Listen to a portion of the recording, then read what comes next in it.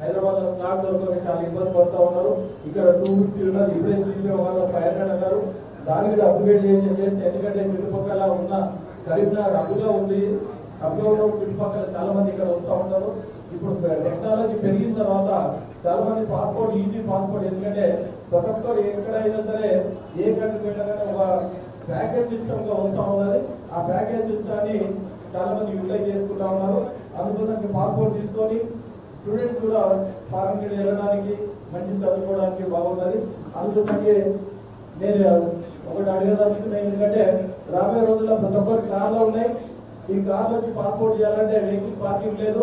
ప్రభాకర్ గారికి నేను ఒకటే వినియోగించుకున్నా, రాబోయే రోజుల్లో దీనికి ఒక 2 ఎకరాలు కేటాయిస్తే ఢిల్లీ నుంచి అన్నగూడ బిల్డింగ్ శాంక్షన్ చేసి కట్టిస్తారని నిజంగా మంత్రులు కోరుతా ఉన్నాం. మీ తరఫు నుండి గట్టిగా చెప్పకూడదు, మీరు కమిట్మెంట్ చేయాలని మీ అందరి తరఫున కోరుతూ అవకాశం పెద్దలందరికీ ధన్యవాదాలు. గౌరవనీయులు కేంద్ర హోంశాఖ సహాయ మంత్రులు పండిత్ అజయ్ కుమార్ గారు, ఢిల్లీ నుంచి కేంద్ర పాస్పోర్ట్ అధికారిగా joint secretary government of India external affair Shri Srinivas Siddheshwar గారు, అదేవిధంగా గౌరవ ఎమ్మెల్సీ అంజిరెడ్డి గారు, పట్టణ ప్రముఖులు, పాత్రికేయులు, పాస్పోర్ట్ సేవా కేంద్ర సిబ్బంది, సేవా కేంద్రంకు అప్గ్రేడేషన్ చేసి ఆనాడు నేను పార్లమెంట్ సభ్యుడిగా ఉన్నాను 2009-14 ఆనాడు ఉన్నటువంటి జనాభాకు అనుగుణంగా, ఆనాడు ఉన్నటువంటి అవసరాలకు అనుగుణంగా ప్రైవేట్ కాకుండా ప్రభుత్వ కార్యాలయంలో ఉండాలని మున్సిపాలిటీని ఒప్పించి ఆ మున్సిపల్ బంగ్లాలో కార్యాలయాన్ని ప్రారంభించుకున్నాం. 200 స్లాట్లతోటి దాన్ని మళ్ళీ 250కి పెంచి ఈరోజు 250 స్లాట్స్ తో నడుస్తూ ఉంది.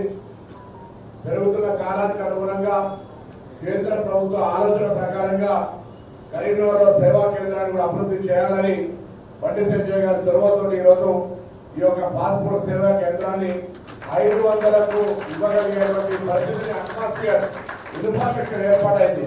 కానీ 500కు సంబంధించిన అనుమతి వాళ్ళకి రాలేదు. ఆ అనుమతి ఇప్పించేదానికి కొరకు తప్పకుండా స్లాట్ 500 కిలోమీటర్లకు సంబంధించి ఒక విజ్ఞాపన పత్రాలు ఇస్తారు. ఎందుకంటే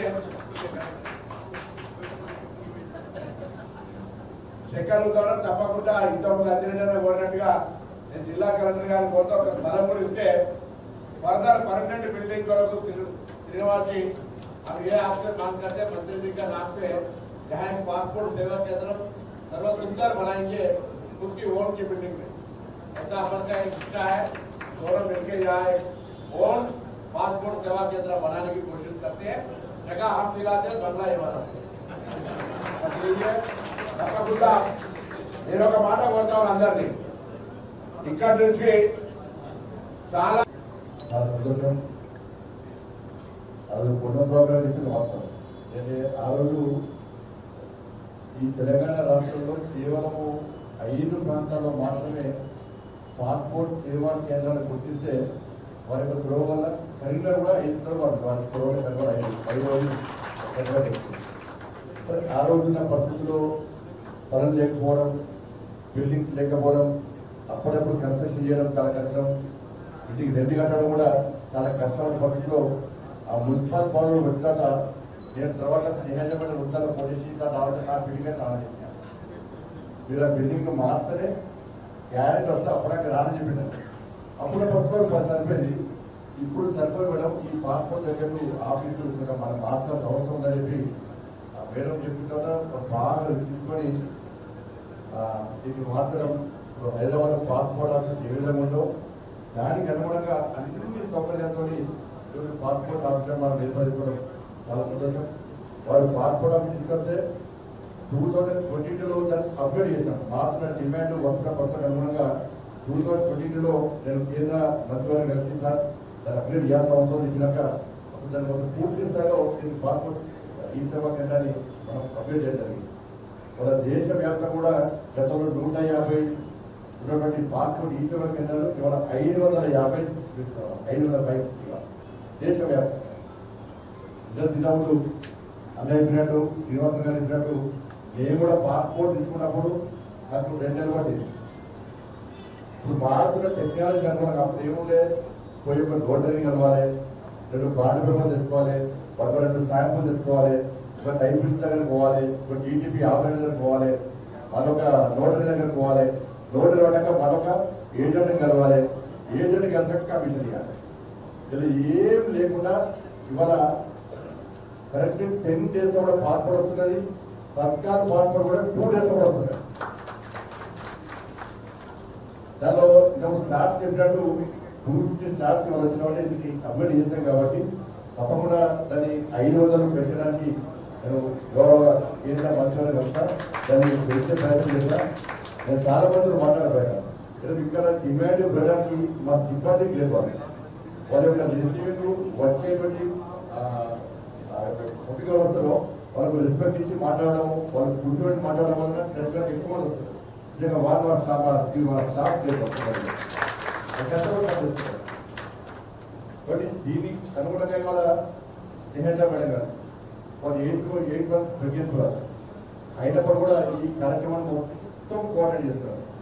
తెలంగాణకు సంబంధించి ఈ ఏరియాకి సంబంధించి బెస్ట్ ఆఫీసర్ స్నేహితుల మేడం గారు పాస్పోర్ట్ జారీ చేయడంలో కంట్రీలో పూర్తిగా భారతదేశంలో తెలంగాణ రాష్ట్రం 5th place వచ్చింది. 5th place వచ్చిందంటే దానికి కారణం స్నేహితుల మేడం గారు. వీళ్ళెవరు గత 2024లో 9,05,000 పాస్పోర్ట్స్ మనం ఇచ్చినాం. 9,05,000 పాస్పోర్ట్స్ ఓన్లీ తెలంగాణ రాష్ట్రంలో మనం ఇష్యూ చేస్తామంటే దానికి వారి సిబ్బంది అంతా కూడా కష్టపడి పనిచేయడం వల్ల వారు ఇక్కడ కూడా ఇంకా అన్నయ్య ఇలా కొన్ని బిఎస్ చాలా బిల్డింగ్స్ ఉన్నాయి, సెంట్రల్ గవర్నమెంట్ బిల్డింగ్స్ ఉన్నాయి.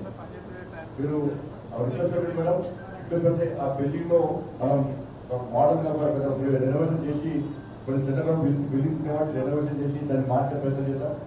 దాన్ని కూడా పర్మనెంట్ ఆఫీసులు పెట్టేందుకు మనం ప్రయత్నం చేద్దాం. కాబట్టి ఇంత అన్నయ్య దయచేసి ఇది నిజామాబాద్ ఉన్నప్పుడు కూడా కరీంనగర్ ఎక్కువ డిమాండ్, ఆదిలాబాద్ సంబంధించి కానీ వరంగల్ సంబంధించి కానీ అన్నింటికీ సెంటర్ కరీంనగర్ కాబట్టి దుబాయ్ మస్కట్ ఇతర దేశాలకు పోవడానికి చాలా మంది చాలా ఉత్సాహంతో ఉన్నటువంటి ఫంక్షన్స్ గా ఉపాధి కోసమా, ఉద్యోగాల కోసమా, టూరిజం కోసమా చాలా మంది పోయే ప్రయత్నం చేస్తున్నారు. కాబట్టి మన కరీంనగర్ డిమాండ్ ఎక్కువ.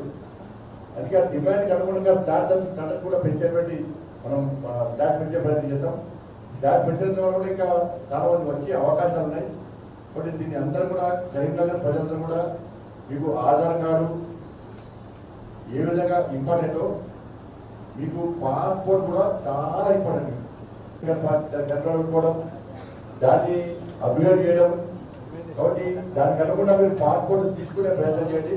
కరీంనగర్ ప్రతి ఒక్కరికి పాస్పోర్ట్ ఉండే విధంగా ఒక మంచి ప్లాట్ఫామ్ వాళ్ళ పిల్లలు కూడా చాలా కూర్చొని ఉంటారు, ఎవరైనా కాదు వాళ్ళ కుటుంబ సభ్యులందరికీ అప్పీల్ చేస్తున్నారు, పిల్లలు కూడా అప్పీల్ చేస్తున్నారు, యూత్ అందరికీ అప్పీల్ చేస్తున్నారు. మీరు పాస్పోర్ట్ ఇవ్వండి, మీ కుటుంబ సభ్యులకు పాస్పోర్ట్ ఇప్పించే విధంగా మీరు ప్రయత్నం చేయండి. ఇక్కడ ఏ ఇబ్బంది కూడా అన్ని సౌకర్యాలతో మనం చేస్తాం కాబట్టి రాబోయే రోజుల్లో కూడా తప్పకుండా స్టార్ట్ పెంచుతామేమో. పర్మనెంట్ బిల్డింగ్ కోసం కూడా ఇక్కడ సెంట్రల్ గవర్నమెంట్ ఆఫీస్ చాలా ఉన్నాయి, వాటిని కూడా రెనోవేషన్ చేసి దాని కూడా కొంచెం మంచి చేసే ప్రయత్నం చేస్తాం. లేకుంటే రాష్ట్ర ప్రభుత్వం ల్యాండ్ చేయడానికి సిద్ధం ఉంది కాబట్టి పర్మనెంట్ బిల్డింగ్ కట్టడానికి కూడా 100% ప్రయత్నం చేస్తాం. పోస్ట్ ఆఫీస్ వాటి సిబ్బంది కూడా చాలా కష్టపడి ప్రయత్నం చేస్తున్నారు. ఎందుకంటే పోలీస్ వెరిఫికేషన్, పోలీసులతో సమన్వయం చేయడం వారి బాధ్యత. పోలీసుతో సమన్వయం వారు చేస్తూ ఇవాళ తొందర దాన్ని మనం చేస్తున్నాం కాబట్టి ఇవాళ 9 లక్షల పాస్పోర్ట్స్ తెలంగాణ రాష్ట్రంలో ఇచ్చినాము. దేశంలో 5th place లో ఉందంటే ఇది మామూలు విషయం కాదు. ఇక్కడ కూడా ఢిల్లీలో గత ఢిల్లీలో జరిగినటువంటి రివ్యూలో ఇవన్నీ చర్చ వచ్చినాయి. తెలంగాణ ఆర్టీఓ స్నేహజమైన చాలా కష్టపడి పనిచేస్తున్నారు. ఎక్కువ పాస్పోర్ట్ ఇష్యూ చేస్తున్న మనం పోలీసులతో సమన్వయం చేస్తున్న వాళ్ళు. కాబట్టి అందరూ కూడా అన్నీ పనిచేయాలని చెప్పి కేంద్ర మినిస్ట్రీలో ఒక డిస్కషన్ జరిగింది. కాబట్టి ఈరోజు వారి యొక్క గొప్పతనాన్ని మీ ముందుకు ప్రయత్నం చేస్తున్నాం. కాబట్టి అందరం కూడా ఈ అభివృద్ధి కార్యక్రమంలో అందరం కలిసి ముందుకు వస్తాం. మన లక్ష్యంలో ఒకటే, తప్పకుండా మమ్మల్ని గెలిపించిన ప్రజలకు సేవ చేయడం. తప్పకుండా ఈ కరీంనగర్ పార్లమెంట్ నియోజకవర్గాన్ని అందరి సహకారంతో ఎత్తి పథతో అభివృద్ధి చేస్తాం. అద్దాలా తీర్చిదిద్దాం. ఏ సమస్య వచ్చినా వారికి అందుబాటులో ఉండి కేంద్ర ప్రభుత్వం నిధులుకోవడానికి నేను సిద్ధంగా, రాష్ట్రము కేంద్రము కలిసి మన ప్రజలకు కూడా ప్రజలకు సేవ చేయడానికి సిద్ధంగా చెప్పి ఈ సందర్భంగా తెలియజేస్తూ మీ అందరూ కూడా మరొకసారి హృదయపూర్వక ధన్యవాదాలు తెలియజేసుకుంటారు. మన మాటకి చేసిన